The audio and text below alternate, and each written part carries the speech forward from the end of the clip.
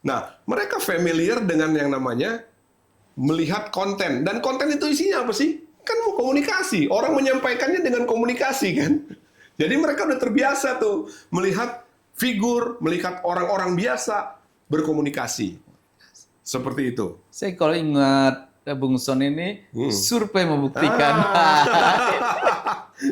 Survei membuktikan. Itu mesti kepangan ngomongnya. Survei membuktikan. Nah, menjadi introspeksi, ya kan, untuk kemudian disampaikanlah jawaban yang simpatik, yang empatik. Masa jawabannya, kalau mau kabur-kabur aja, nggak usah balik lagi sekalian. Ini kampungan, saya bilang. Pejabat publik yang kayak gini, kampungan. Melakukan apa yang dibicarakan, apa yang dijanjikan, itu yang lebih penting. Itu namanya berbanding lurus ya. integritas. Kan orang akhirnya bisa menilai, orang ini dulu janji kampanye ini begini, lapangan kerja sekian juta, sekarang nggak ada, bullshit lah ini orang.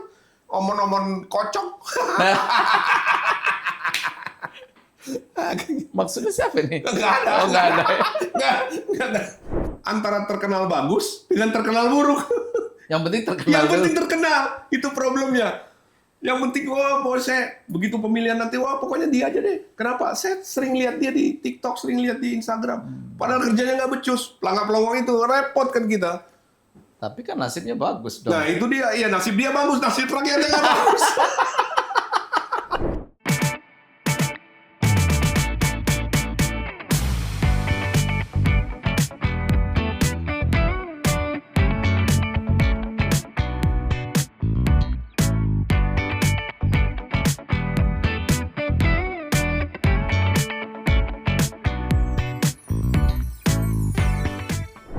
Public speaking bukan hanya sekedar seni berbicara, tapi lebih daripada itu senjata dalam meyakinkan sebuah keputusan.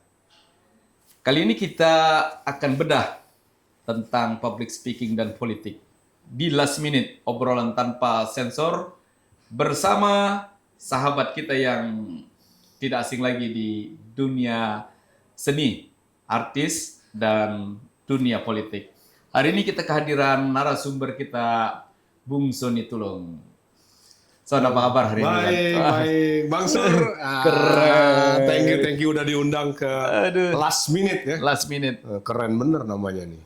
Kita obrolan tanpa sensor. Son. Widih. Saya ini kan ngikuti perkembangan perjalanan karirnya Bung Sony ini. Iya. Ternyata saya memperhatikan luar biasa public speaking-nya. Oh gitu. Iya. Apa kegiatan nih? Bang Son, kesibukan Ini sekarang? kalau diceritain bisa 3 hari 3 malam nih. Tapi yang jelas, ya masih dalam seputar sekitar dunia entertainment masih. Masih ya. Nge-MC masih. Tapi juga ada satu yang saya lakukan sebenarnya udah lama juga, yaitu ngajar public speaking. Karena memang basic saya kan sekolahnya komunikasi dulu, Bang Sur. S1-nya komunikasi, Iya. S1 yang pertama.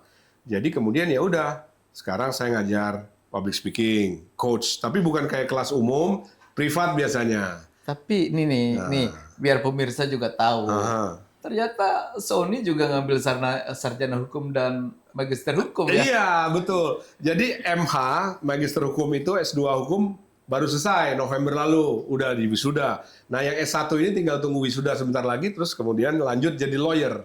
Gitu. Bisa barengan ngambilnya karena S1-nya dulu udah pernah kan, S1 komunikasi.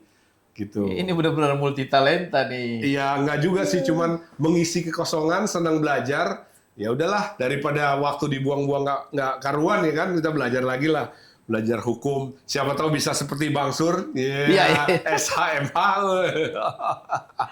Aduh, Bang Son, ini politik hari ini. Ya. Kalau pandangan Bung Sony, apakah dilihat dari sebuah ide dan gagasan besar atau keberhasilan itu dilihat daripada teknik menyampaikannya? Wah, ini pertanyaan berat sebenarnya nih.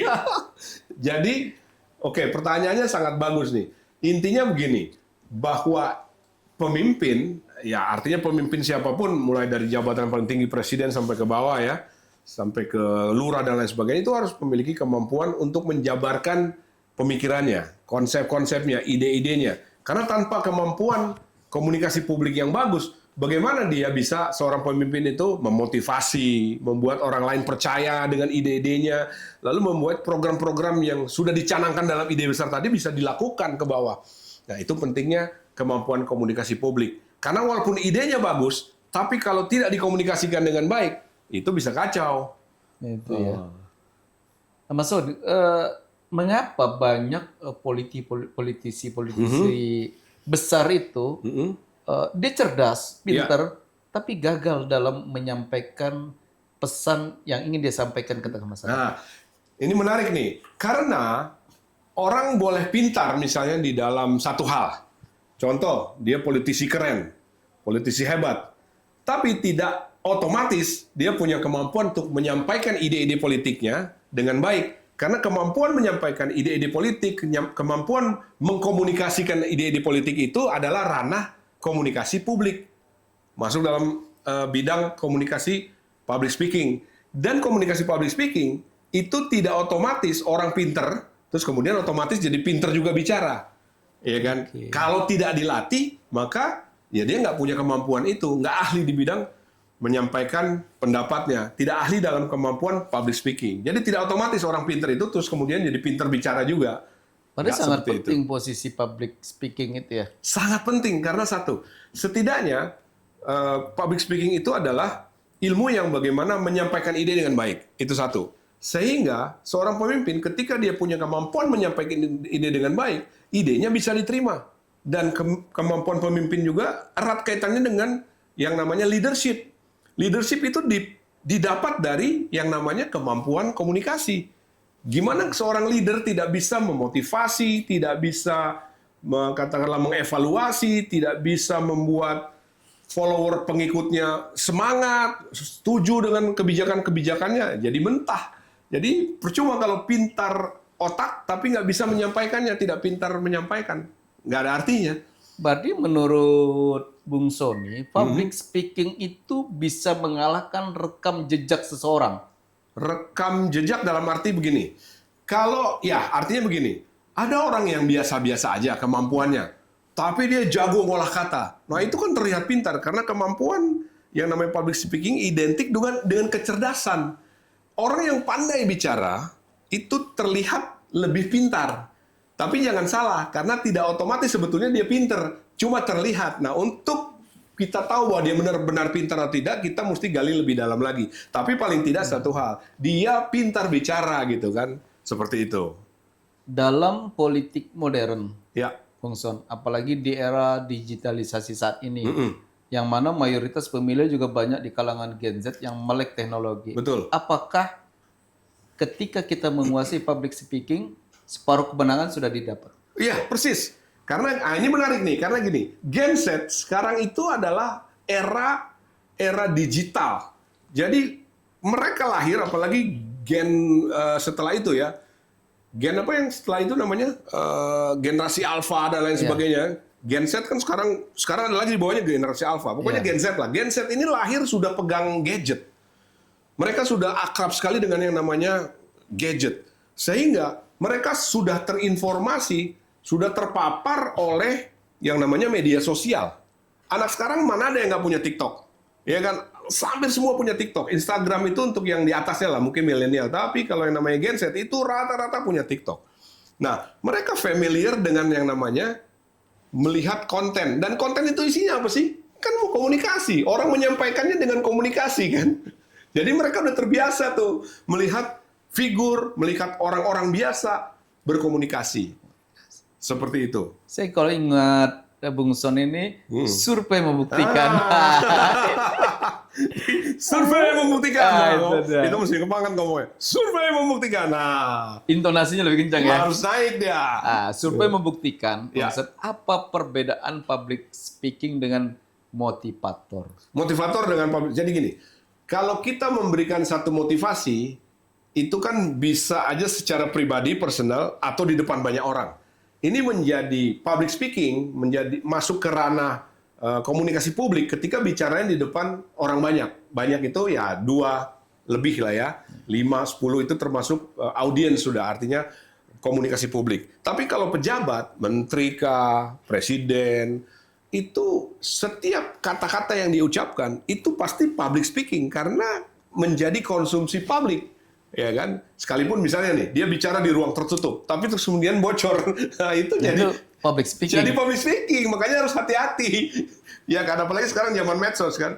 Ketika ini bocor ke media, nah udah, itu jadi komunikasi publik seperti itu. By the way, udah di partai mana nih? Oh, saya, ya. saya lihat kok semangatnya tuh luar biasa. Dulu kan Partai Merah, nah Ya. sekarang partainya ya agak-agak kuning-kunyit gini. Nggak boleh kasih tahu ya, nggak boleh kasih tahu. Tapi kasih tahu ininya aja, inisialnya, depannya H. Ya, itu dia. Gitu. Belakangnya A jadi. Aduh, Bang Sony, Ya. kenapa tokoh-tokoh politik atau kadang-kadang ketua umum Ya. ketika pidato politik itu terkesan klise dan tidak tersampaikan kepada masyarakat? Itu apa penyebabnya? Mungkin ada beberapa hal ya.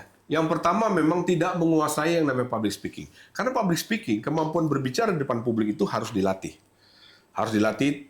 Yang kedua, mungkin bapak-bapak ini tidak dikelilingi oleh penasehat-penasehat atau orang-orang yang memang mengerti bagaimana menyampaikan hal-hal tertentu di publik itu. Ya. Itu kan ada etika, ada moralitas, dan lain sebagainya. Dan sebagai pejabat publik harus sangat memperhatikan pesan yang disampaikan nggak boleh asal. Harus ada substansinya.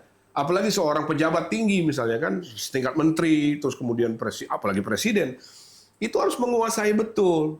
Tidak boleh asal bicara gitu. Karena seorang pemimpin apalagi sekelas presiden itu kan seperti dia bertitah gitu kan, titahnya, sabdanya, nah itu nggak boleh asal-asal. Berarti public speaking-nya juga harus bagus dong. Harus bagus seharusnya. Tapi kalau saya lihat fenomenanya belakangan ini banyak pejabat publik yang bicaranya tanda kutip ngaco. Asal. Asal gitu. Satu, mungkin mereka merasa mereka pejabat jadi boleh bicara seenaknya. Nah ini yang salah nih.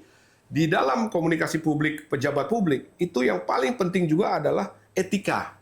Apakah pernyataan ini menyakiti orang banyak nggak nih? Dulu ada pernyataan, ya nggak terlalu lama ya, waktu ini kan protes masyarakat. Rame-rame mereka bikin tagar, kabur aja dulu. Ya. Ya kan, inget kan? Ya, Pak Sur? ya. Terus ada seorang pejabat yang mengatakan, ya udah kalau pergi aja, kaburnya nggak usah balik lagi. Itu Buruk untuk sekali ya. dari sisi komunikasi publik itu konyol. Jadi gini, masyarakat, rakyat itu bukan musuh. Ya kan? Justru harus diayomi. Kenapa mereka ngomong seperti itu? Mungkin ada sesuatu nggak? Ini menjadi refleksi harusnya, menjadi introspeksi, ya kan? Untuk kemudian disampaikanlah jawaban yang simpatik, yang empatik. Masa jawabannya, kalau mau kabur aja, nggak usah balik lagi sekalian. Ini kampungan saya bilang. Pejabat publik yang kayak gini kampungan. Berarti buruk sekali public speaking-nya. Sangat buruk. Sangat buruk. Karena gini, sesuatu kebenaran Ya, disampaikan dengan cara yang salah, public speaking, dia akan jadi salah. betul. Tepat sekali. Pak ya. Kebenaran itu harus disampaikan dengan juga cara-cara yang elegan. Apalagi kalau kita bicara nanti Bang Sur one day jadi menteri. Ya kan? Amin. Nah, Ya. nanti saya jadi penasehatnya. Ya. Jadi harus betul-betul memperhatikan bukan hanya nilai yang disampaikan, tetapi juga empatik. Value-nya apa? Apakah menyinggung pernyataan perasaan masyarakat atau tidak? Sedikit tentang pengalaman saya memang belum sempat ya seperti teman-teman lain di politik, tapi saya cukup aktif lah ya. Artinya saya pernah dengan Pak Taufik Kemas almarhum dari suami dari Bu Mega, waktu itu selalu kemana-mana saya diajak. Saya diajak untuk apa? Untuk memperhatikan beliau. Kalau beliau bicara di depan wartawan ya, pernah bicara di depan 50 kurang lebih teman-teman wartawan dari Jawa Post Group, pemimpin redaksi Jawa Post se-Indonesia di Jakarta, di hotel di Gunung Sahari itu. Beliau keceplosan. Saya kebetulan untungnya dipanggil. Waktu sebelum bicara, Son, kamu duduk sini, dampingin saya. Nah, saya di samping beliau. Waktu beliau ngomong itu keceplosan, saya bisikin, Bang, itu tadi ngomong, ini wartawan semua. Saya langsung nih, mukanya beliau agak merah loh. Maaf ya, nanti itu yang tadi barusan saya bicara jangan disampaikan ya kayak gitu. Nah, itu perlu seperti itu. Artinya ada penasehat yang memperhatikan si figur untuk jangan sampai salah berucap. Karena ketika bicara di depan kamera, di depan wartawan, kalau salah ucap itu nggak enak. Satu menyakiti hati masyarakat. Kedua memperlihatkan kualitas, ya kan? Wah, kualitasnya segitu aja, masa katakanlah menteri ngomongnya begini, masa presiden ngomongnya begitu gitu. Jadi nggak boleh asal cuap karena ini udah berbeda levelnya, apalagi setingkat menteri ke atas gitu. Harus betul-betul hati-hati. Dan ini menjadi public figure kan tidak gampang ya, Son. Betul, betul. Artinya menjadi contoh banyak orang. Ya. Nah, dari kacamata Bung Sony Tulung ini, seberapa Ya. penting intonasi, emosional, kemudian tata bahasa dalam pidato politik setiap tokoh politik di Indonesia? Seberapa Oke. penting? Oh, itu menyangkut satu kesatuan ya sebagai satu ilmu public speaking, sangat penting. Karena satu kata yang diucapkan dengan intonasi yang berbeda bisa beda artinya gitu. Nah, ini yang penting. Tapi itu tidak bisa dalam sekejap memang. Harus minimal ya belajar lah. Karena saya beberapa kali pernah diminta untuk ya membantu. Ada calon wali kota, calon wakil wali kota, calon bupati, calon wakil bupati untuk beresin bagaimana dia berbicara di depan umum, termasuk kampanye dan lain sebagainya. Itu kan ada ilmunya sebetulnya. Ya, bagaimana menarik simpati masyarakat. Kalau kampanye itu nggak boleh asal-asal itu. Kalau salah bicara malah jadi antipati, malah jadi nggak suka masyarakat. Nah, ini yang harus dihindari. Jadi penting sekali pertanyaan tersebut. Intonasi penting, penting sekali. Tapi itu merupakan satu kesatuan, bukan hanya intonasi. Ada yang namanya body language juga, ya kan? Ada yang body language itu lengkap sekali, mulai dari berdiri, postur tubuh, dari mata, dari senyum, dan lain sebagainya. Lengkap sekali. Seperti itu. Jadi memang nggak bisa Langsung. dipisahkan ya, dunia politik, kemudian ilmu komunikasi itu dari public speaking. Nah, ini menarik. Sebenarnya bukan hanya politik atau politisi, tapi hampir semua bidang itu memerlukan public speaking.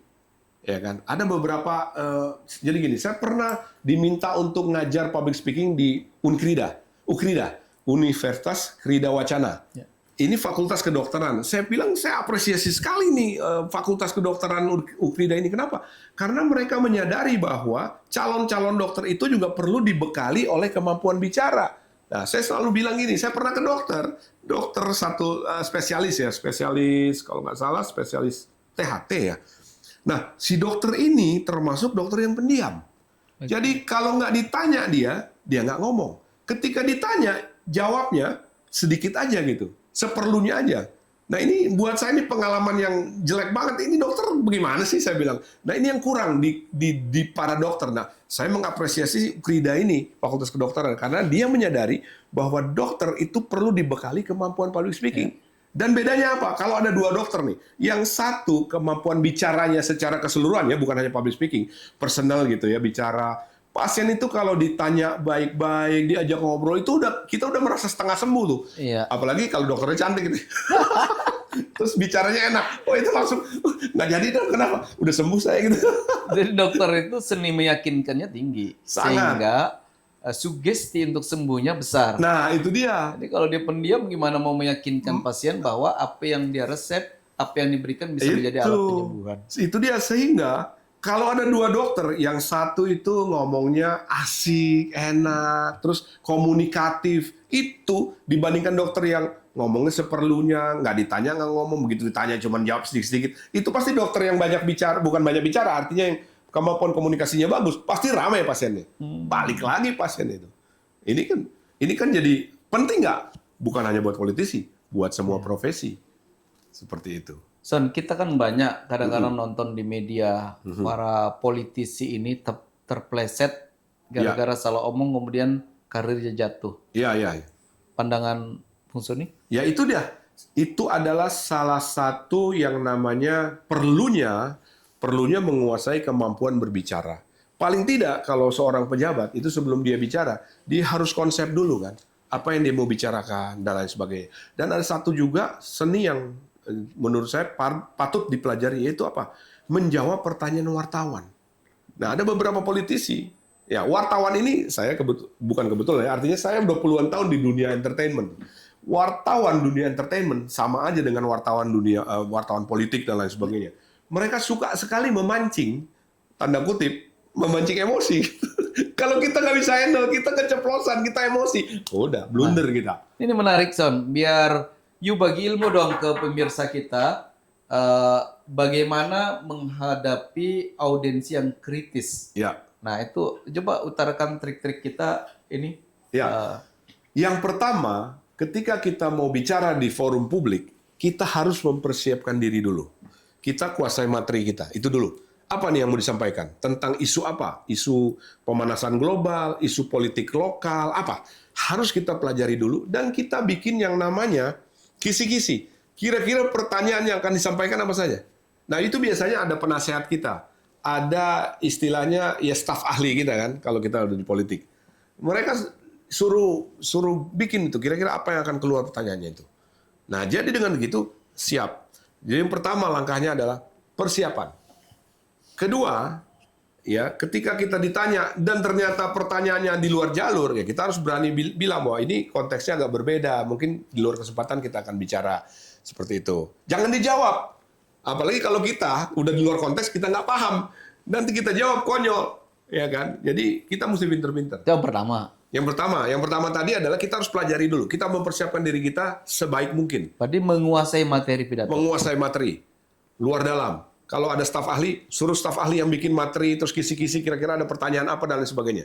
Yang kedua tadi itu, kalau ada pertanyaan di luar konteks, ya katakan itu kurang terlalu tepat konteksnya. Ya, jadi jangan dijawab. Jangan sok tahu. Dan ketiga, kalau misalnya tidak punya jawaban, ada cara ngelesnya. Wah, ini pertanyaan bagus, cuman saya belum punya datanya. Coba nanti saya cek ya. Nah, kayak gitu. Atau nanti saya cek ya lebih dalam seperti apa. Saya punya jawaban tapi tidak komprehensif. Jadi saya kira nanti kita bisa bicara di belakang. Ngeles secara cerdas. Ngeles Ya? secara cerdas. Jadi jangan juga bilang nggak tahu. Kalau pejabat dibilang nggak tahu, sementara itu adalah bidangnya, dia konyol kan? Konyol. Loh, kamu menteri soal ini kok kelautan misalnya, kok nggak ngerti soal itu? Karena wartawan itu Atau pelanggan promo dong. Wah, bahaya kalau pelanggan promo. Itu dia tuh, kalau pelanggan promo cilaka kita. Ditanya A, jawabnya B nanti. Kadang-kadang nggak apa, kadang-kadang ditanya nggak jawab, cuma mesem-mesem aja.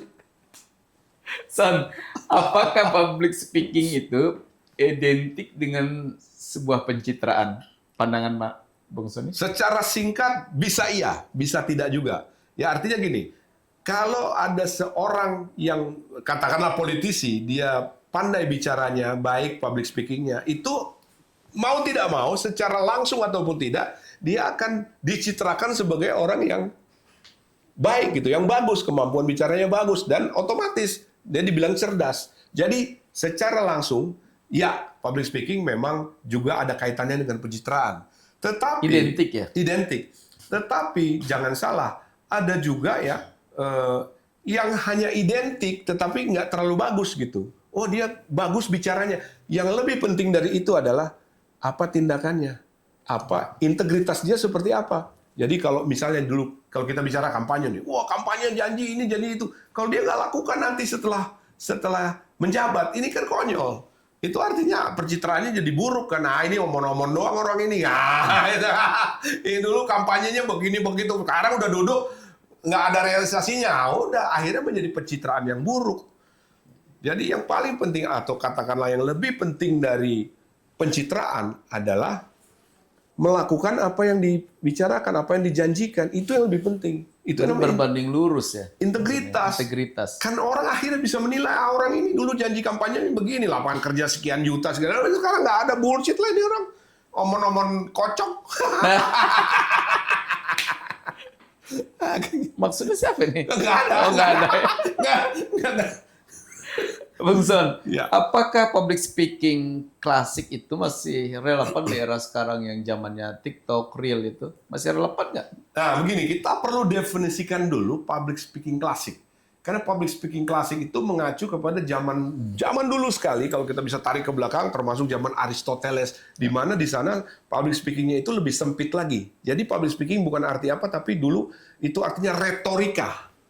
Retorika. Ya kan? Dan di situ ada pidato juga dan sebagainya. Nah, ada satu fenomena yang menarik ketika bicara public speaking klasik tadi. Sekarang ada public speaking modern sebetulnya.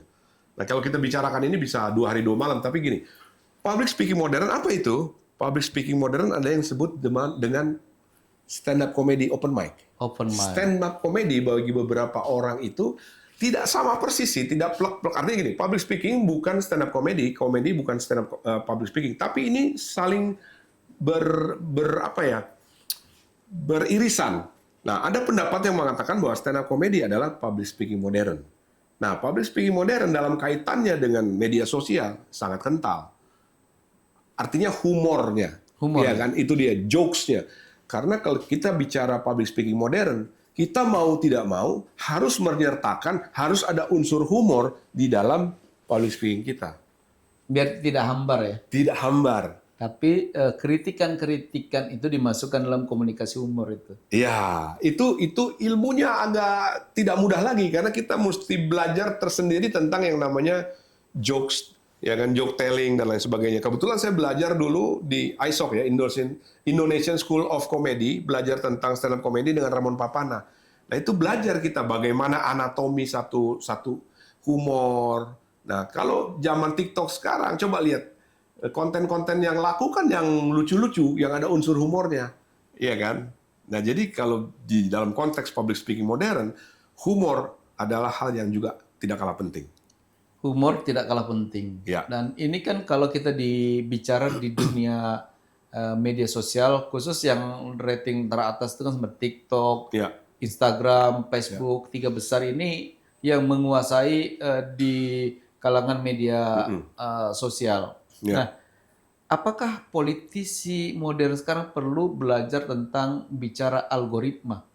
Bung Suni, pendapatnya? Oke, tujuannya dulu. Kalau bicara algoritma untuk katakanlah menjaga konstituennya, menjaga survei supaya tetap di atas, itu menjadi penting. Tapi ada yang lebih penting dari itu kalau menurut saya, yaitu tadi kinerja. Karena ketika seorang politisi bisa menjaga algoritmanya, jadi dia nongol, terus dia muncul, terus di media sosial. Tetapi kinerjanya buruk, menurut saya itu juga nggak bagus. Walaupun orang Indonesia itu kayaknya belum bisa membedakan gitu antara terkenal bagus dengan terkenal buruk. Yang penting terkenal. Yang penting terkenal, itu problemnya. Yang penting, wah, pokoknya saya begitu pemilihan nanti, wah pokoknya dia aja deh. Kenapa? Saya sering lihat dia di TikTok, sering lihat di Instagram. Padahal kerjanya nggak becus, pelangak-pelongok itu repot kan kita. Tapi kan nasibnya bagus dong. Nah itu dia, ya nasib dia bagus, nasib rakyatnya nggak bagus. Gitu. Yang penting muncul terus. Ada beberapa, saya tahu persis politisi, ya pejabat yang menggunakan strategi itu. Pokoknya tiap hari nongol, tiap hari nongol. Ya itu dia, karena masyarakat kita, algoritmanya bagus sekali, muncul, terus setiap kali buka ini. Tapi buat rakyat apes. Gitu loh, ya kan? Public speaking itu sebenarnya dibentuk, dilatih, atau bakat bawaan sih menurut Bung Suni? Nah, ini menarik. Jadi ada orang yang punya bakat, satu itu. Tetapi kalau dia tidak melatih, maka dia bakatnya jadi tidak maksimal. Tidak terarah ya? Tidak terarah, tidak maksimal. Contoh Messi lah. Messi punya bakat, tapi kalau dia nggak belajar juga, ya percuma aja. Dia tetap main di antar kampung, tarkam. Tapi kalau dia punya bakat, kemudian diasah, dilatih, ya jadilah superstar seperti itu. Sama dengan public speaking. Aduh, keren daging juga ternyata Sony ini. Ya udah berapa tahun halang melintang di dunia entertainment? Nggak, belum lama lah, baru sekitar berapa? Hampir 40 tahun. Wah. 38.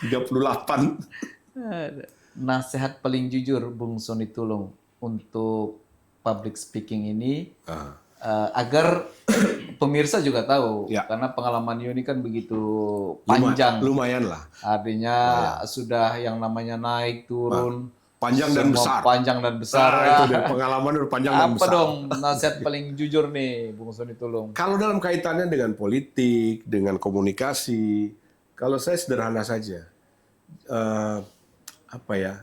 Selaraskan antara kata-kata dengan perbuatan.